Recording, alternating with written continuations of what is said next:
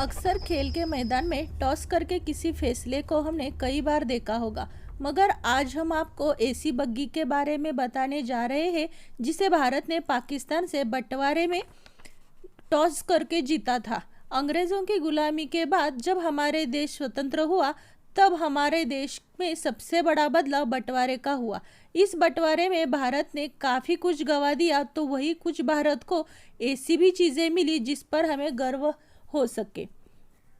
इस बंटवारे में से एक गवर्नर जनरल्स बॉडीगार्ड्स रेजिमेंट भी थी।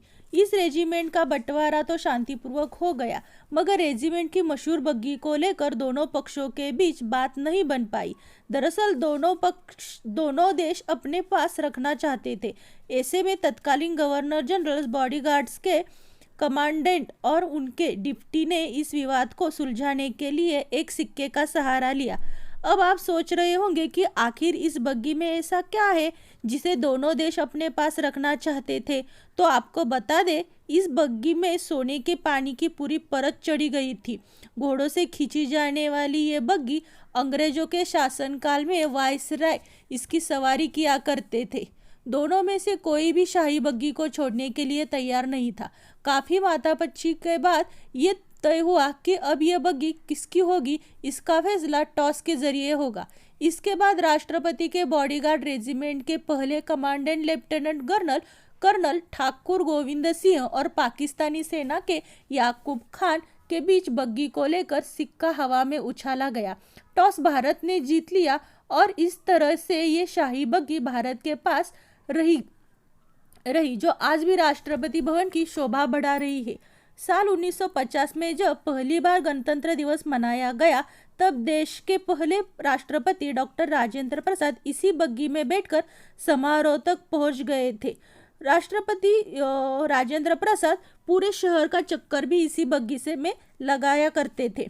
इसी बग्गी में राष्ट्रपति के आने की परंपरा कई सालों तक चलती रही, लेकिन इंदिरा गांधी हत्याकांड के बाद सुरक्षा कारणों से इस परंपरा को रोक दिया गया। इसके बाद से राष्ट्रपति बुलेट प्रूफ गाड़ी में आने लगे।